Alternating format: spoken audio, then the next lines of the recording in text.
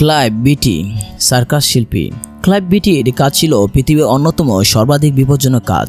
বীমা কোম্পানিগুলো নিশ্চিত জানে যে কোনো সময় তার দেহটা বন্য জন্তুর নখরাঘাতে ছিন্ন বিচ্ছিন্ন হয়ে যাবে, তাই তারা তার জীবনের ঝুঁকি নিতে রাজি হয়নি। তাকে বাগে আছড়ে দিয়েছে এবং চিবিয়েছে। পায়ের হাড়ে সিংহ কামড় দিয়ে কেমন লাগে তা তিনি অনুভব করেছিলেন। হাতিরা তাকে টেনে হিঁচড়ে ক্ষতবিক্ষত করেছে।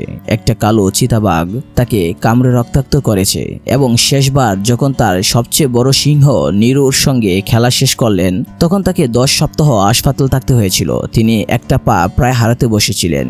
তিনি আমাকে বলেছেন যে অনেকবার তিনি বাঘ সিংহের খেলা দেখানোর ছেড়ে দেবেন ভেবেছিলেন, কিন্তু তিনি বলেন যে একটা সাধারণ কাজ করে মরার চেয়ে বাঘ সিংহের কামড়ে মরাটা তার কাছে অধিক শ্রেয়। ক্লাইভ বিটি তার জীবনের রোমাঞ্চকর ও উত্তেজনাপূর্ণ জীবনের সুদীর্ঘ 15টি বছর সার্কাসে তাঁবুতে কাটিয়েছেন। শিশু বয়স থেকে ছিলেন সার্কাস পাগল। একদিন শহরে বার্নাম ও বেইলি সার্কাস দল এলো। এক লন্ড্রিওয়ালা তাদের জানালায় একটা পোস্টার লাগিয়ে দিয়ে গেল।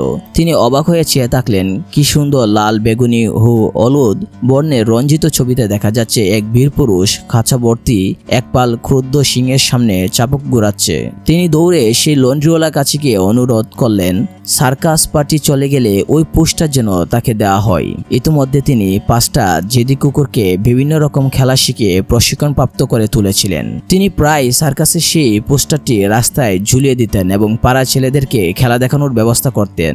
এরপর যখনই শহরে কোনো সার্কাস দল আসতো, তিনি একটা চাকরির জন্য আবেদন করতেন, কিন্তু তখন অত্যন্ত কম বয়স ছিল তার। তারপর এক গ্রীষ্মকালে সেই মস্ত বড় যান্ত্রিক দল শহর ছেড়ে চলে যেতে লাগলো। ক্লাইভ বিটি কাউকে কিছু না বলে গাড়িতে চেপে বসলেন। মা বাবা 3 দিন ধরে অনেক খোঁজাখুঁজি করে নিরাশ হলেন।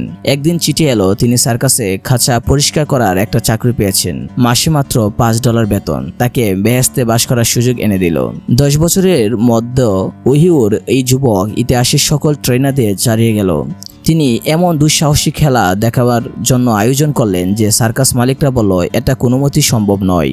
যখন দেখা গেল যে কাজ অত্যন্ত দক্ষতার সাথে সম্পন্ন করেছেন, তখন তারা বলাবলি করতে লাগলো যে তিনি নিশ্চয় একটা পাগল এবং তার জীবনের মূল্য এক কানাকড়িও নাই। তিনি 40টা ক্রুদ্ধ সিংহকে এক খাঁচায় পুরে চাবুক ঘুরিয়ে খেলা দেখাতেন এবং তাদেরকে বিভিন্ন কাজের আদেশ দিতেন। তার এই ঝুঁকিপূর্ণ খেলাটা প্রদর্শনী সার্কাসের লোকদের মধ্যেও অত্যন্ত অদ্ভুত চাঞ্চল্যকর সৃষ্টি করল। তিনি পরস্পর বিরোধী 2টা ভাগ আর সিংহকে এক কাছায় পুরে বিভিন্নভাবে প্রদর্শনী করতেন। আশ্চর্য ব্যাপার হলো এই, তার মতে বাঘে আনার আগে সিংহ ও বাঘ সবচাইতে সাংঘাতিক জানোয়ার নয়। তিনি বাঘ, হাতি, সিংহ, হায়না, ভাল্লুক সব রকম জন্তু জানোয়ারদের খেলা দেখিয়েছেন এবং তাদের সঙ্গে বসবাস করেছেন। আপনারা অনেকেই হয়তো শুনেছেন পশু প্রশিক্ষকরা সোজাসুজি কোনো পশুর চোখের দিকে তাকিয়ে তাকে বশ করত। ক্লাইভ বিটি এটাকে নিছক বাজে কথা বলে উড়িয়ে দিলেন। তিনি বলেন কোনো প্রশিক্ষকই কোনোদিন সিংহের মুখের ভেতর মাথা ঢুকিয়ে রেখে দেয়নি। তাছাড়া সিংহের নিঃশ্বাস এমন দুর্গন্ধ যুক্ত যে তারা সিংহ খুব পছন্দ করে। তারাও গ্যাস মুখোশ না পরে তার মুখে থাবা দিয়ে পারবে না। বিটিকে যদি কেউ কিছু বলে রাগাতে চায় তাহলে সিংহ পোষ মানানো বললেই হয়, কারণ তিনি বলেন যে তিনি পোষ মানানো নন, তিনি একজন প্রশিক্ষক। তিনি বলেন তার সিংহ ও বাঘেরা পোষা নয়, তারা বন্যই আছে। তার মতে পোষা জন্তুর চেয়ে অন্য জন্তুরা বেশি কথা শুনে বা আদেশ পালন করে। তাকে সবচেয়ে বেশি যে প্রশ্নটা করা হয়েছিল তা হচ্ছে কোনো বাঘ ও সিংহ একে অপরের গা ছাটে কিনা। উত্তরে তিনি জানালেন তার চারপাশে সিংহ ও বাঘেরা মারামারি করছে। এমন অবস্থায় তিনি বহুবার খাঁচার ভেতরে ঢুকেছেন এবং দেখেছেন যে সিংহরা সবসময় দলবদ্ধ হয়ে যায় আর বাঘ একা একাই মারামারি করে। যখন একটা সিংহ মারামারি করে তখন আশেপাশের সমস্ত সিংহ তাকে সাহায্য করতে এগিয়ে আসে। বিশেষ করে তারা যদি পরস্পর ভাই হয়। তারা হচ্ছে ছোট ছেলেদের মতো, ঠিক মারামারি দেখলে তার মধ্যে না বিড়ে পারে না। কিন্তু বাঘের তেমন কোনো নীতিবোধ নেই। যখন সে দেখলো অন্য একটা বাঘকে হত্যা করা হচ্ছে, তখন সে বসে বসে হাইও তুলতে পারে। ক্লাইভ বিটির আর একটা চমকপ্রদ খেলা হলো একটা ভাল্লুককে দিয়ে ডিগবাজি খাওয়ানো। তিনি এটা হঠাৎ আবিষ্কার করে ফেললেন।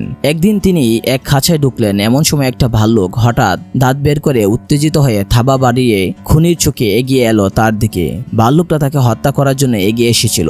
তার আক্রমণ ছিল এত হঠাৎ যে ক্লাইভ দিশেহারা হয়ে গেলেন। তিনি খুব দ্রুত চিন্তা করলেন, তারপর একটু পিছিয়ে এসে ভাল্লুকটাকে নাকে জুড়ে একটা ঘুষি বসিয়ে দিলেন। নাকে আঘাতের মতো ভাল্লুকের কাছে আর কিছু এত বেদনাদায়ক নয়। ঘুষিটা লাগার সাথে সাথে ভাল্লুকটা মাটিতে পড়ে একটা ডিগবাজি খেলো। তখনই ক্লাইভের মাথায় মতলব ঢুকলো, ওই ভাল্লুকটাকে পূর্ণ ডিগবাজি খাওয়াতে হলে তাকে যা করতে হয় তা হলো উইপ দিয়ে ভাল্লুকটার নাকে আস্তে একটা টোকা মারা। ক্লাইভ বিটি সব জন্তুকে মানুষের চেয়ে বেশি ভালোভাবে জানেন। তার সবচেয়ে প্রিয় জন্তু হলো কুকুর।